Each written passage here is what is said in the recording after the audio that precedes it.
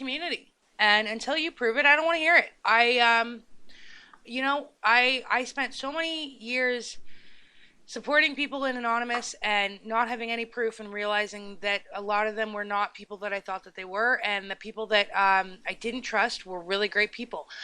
Speaking of really great people, Viz for sure. He's back. I'm not going to tweet. I'm not going to spout out his Twitter name because I don't know if he wants everybody to know who he is, and if he does, then that's up to him. And if not, cool. I also don't know if he's tuned in. But because we're talking about rumors today and we're talking about destroying somebody's life, there were some rumors about Viz a couple of years ago, some really awful rumors, and I knew without a shadow of a doubt that they were bullshit, and they contributed to the ending of the Occupy movement as a whole. It created so much negativity and so much drama, and it ruined friendships. In some cases, it almost ruined a life. It almost ruined Viz's life. And he sent me a message on Twitter about a year and a half ago, and he said, thank you for having my back. I really appreciate it. And then he proceeded to show me proof that he was telling the truth. And here's the thing. I never needed proof because I always knew. I knew that it was a lie. I knew that it was, they were things that were said about him to cause him and his family and his friends and his partner at the time pain. And they did that. It completely did that. And very, very few people stood by him, and the ones that did were not very vocal at the time. I was. There were about, I guess, half a dozen, maybe 20 people at the most around the world that were screaming at the top of our lungs, you're lying, you're lying, you're lying. And a couple of weeks ago, the rumors came back, and people started attacking him and me for different reasons, different rumors. And it's hurtful. It is so hurtful. I think that there is when you accuse somebody of being something like a drunk. I have been drunk before. If you are over the age of 21, you have at least at one time or another in your lifetime been drunk. In this day and age, probably if you're over the age of 16, you've been drunk, if not younger in some cases. That doesn't make you a drunk, okay? It happens. Sometimes you have a little bit too much to drink. You say and do things that you shouldn't do. You make mistakes. We all do it. To call Linda Hepner a drunk without actually providing proof is crap. Do I believe that her Twitter account was hacked? No. But that doesn't necessarily mean that she was drunk. I don't even know what the tweet is in question. I don't know. I don't know what the tweet was. I heard a rumor that her Twitter account had been hacked, and I laughed because it's very unlikely that anybody in Surrey, British Columbia has the know-how to hack a Twitter account. And let me clarify something right now. When somebody breaks into your Twitter account, it's not a hack. It's called brute force. This is why, you guys, we stress. Check your passwords. I change my passwords every single month. I change them every month, and there's a reason for that. I change them because I know that if given enough time, people can guess your passwords. It's not a hack if you guess the password. I used to do this all the time. My mom would change the password to for us to access the internet because I would stay on the internet till 2 or 3 or 4 in the morning, and it drove her mental. So she would change the password, and I would sit there for an hour, sometimes 2, guessing the password. It's not called hacking. It's called brute force attack. All right, there is a difference. Hacking takes skill. Brute force is guesswork. Two very different things. I need to clarify that. Huge pet peeve. If you're going to accuse somebody of something or claim something's a hack, please know what you're talking about. Let's get to some more music, shall we? Because I'm tired of ranting. And you know what, Jason? I don't particularly like you. I gotta put this out there. I don't like you. I'm looking at my Twitter stream right now, and um, it's like he says, like the bylaw officers that kicked poor family out of a soccer park for playing soccer. Um, According to what I have heard in the last couple of days, okay, let's give you guys a little bit of background. A couple of days ago, an Indo-Canadian family was playing soccer in a soccer field, and they were told they were not allowed to use the park if they did not have a permit. Now, according to what I have been recently told, not that I know that it's fact or otherwise, but that particular family causes a lot of trouble. Um, This is not a regular thing. This does not always happen. It was just that one instance where this one particular family was asked to remove themselves from the park by a bylaw officer because they've caused trouble in the past. This is the problem when you do not have all of the information and you put shit out there and you don't know what the hell you're talking about. It causes crap and drama and lies, and it's not cool. We're better than that, guys. He also says, phone City Hall and ask to talk to the drunk herself. Maybe they'll send a bylaw officer after me. I don't like you. I find that you're a jackass. I know that I'm a bitch. I'm pretty sure that at least once or twice I've called Linda Hepner a moron, and I stand by that. I don't think that she's very bright. I've said that repeatedly on the show today, and I'm sure that I'll say it again in the future. I think she's a complete tool. But that being said, my opinions on Linda Hepner are based on the decisions that I have seen, the information that I have actually gone out of my way to take in. I do not accuse her of being a drunk because I don't know that it's true or not.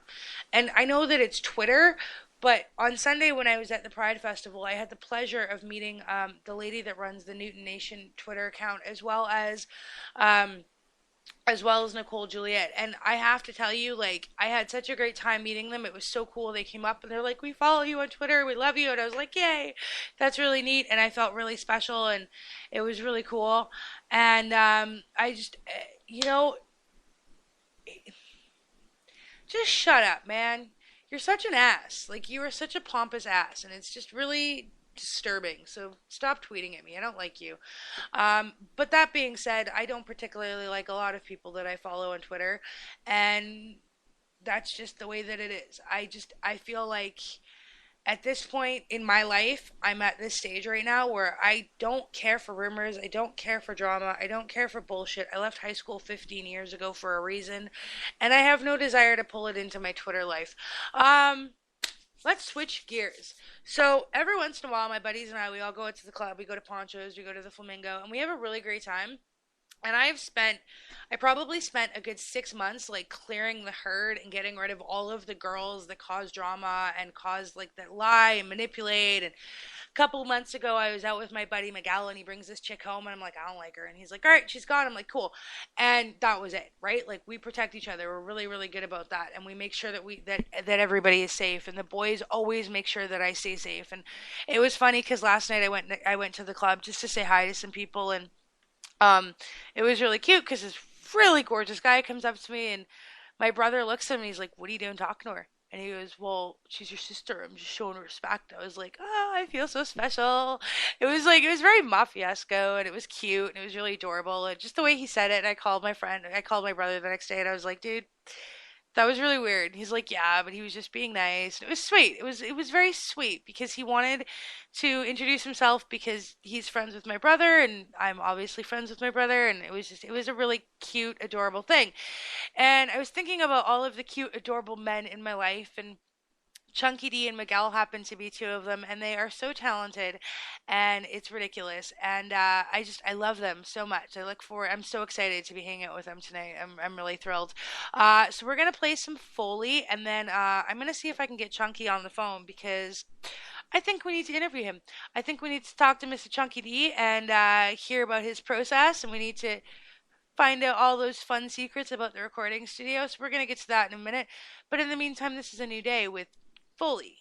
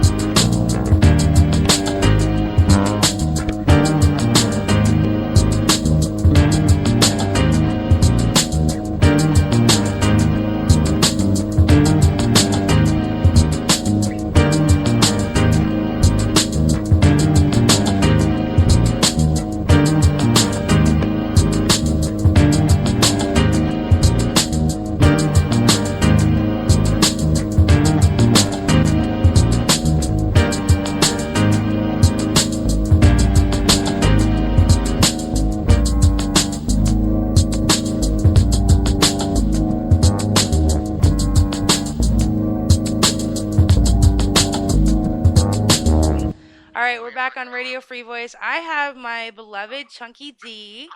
Chunky is a really funny guy. If you ever come and like you see us at the club, he is super chill, super fun. His mom, I've adopted his mom. I don't know if she knows this or not. Oh, she probably does.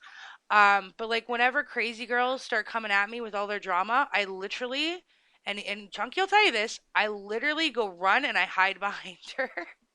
Like every time, I'm like, no, you got to go through her. Don't come near me. Stay away from me. Keep your drama away. Hi, Chunky. Hey, how's it going? It's going good. How are you? I'm not too bad. I'm living life. So, Bonafide. It's my favorite Yeah. track. I love it. Okay. Okay. You are performing. When are you performing? When's the Coquitlam show or whatever? I got one show lined up right now. I got one show out in Chilliwack near Agassiz. It's called the Electric Love Festival. It's August 1st. It's actually going to be a pretty big show. So, who else is performing? To say the least, we got Swollen members on the list. Boss Records on the list. We got, who else we got there? We got Kiprios out of Vancouver. Evil Ebenezer, Stomp Down. I think Smack the Ripper might be there. And there's going to be overall about 90 performers. Wow, that's awesome. Are you excited?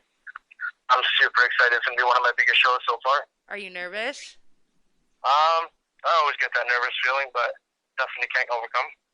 So, I want to talk about three things. I want to talk about your Okay. music. And, okay, so today's show, it's like all about rumors and drama and all that bullshit. So, I want to talk about the girls. Uh-oh. And then we'll get into the third thing in a little bit. But first, I want to talk about your music. How did you decide that you wanted to rap? Like, where did that even come from? Because when I met you, I had no idea that you were a rapper. No, I try and keep it on the down low until I start to meet people, because I don't want people to like me for my rap. I want people to like me for me first.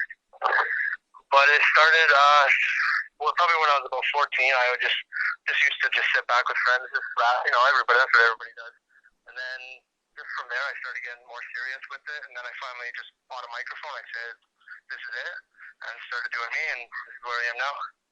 So, of all the songs that you've done so far, what's your favorite? One of my all-time favorites, I'd have to say, is Smoke It Up. That's one of my favorites, and definitely a fan favorite. How come I've never heard this? Oh, yeah, yes, I did. Never mind. I did. I was at your house last weekend, or the couple weekends ago. All right, I want to talk about the girls for a minute, All right. because you know how I feel about the ladies. I've made my Okay. opinion very clear to Miguel, and I even told like I was on the just now. I'm like, he brought a girl home. I told her I didn't like her. She was gone the next day. Do you have a girlfriend right now? It's a little bit, it's up in the air right now. So Don't that want to talk means, about that much. pardon? Don't want to talk about that much. Anyways. So you don't have a girlfriend right now. You hear that, ladies? He's single. If you want to come by the club tonight and check out Mr. Chunky D, you can. How much do you think your love life? Because like we all, I mean, you know me pretty well by now. We kind of have a dramatic little circle of friends. Everybody's got their bullshit. How much do you think that influences your life, or your music rather? What do you mean? Well, Elaborate. when you see what happens at the club when we're hanging out, how much of what you see happening at the club or happening within our group of friends goes into your music? Usually a lot of it, because that's my life, right? I like to rap about everything that happens to me. I put into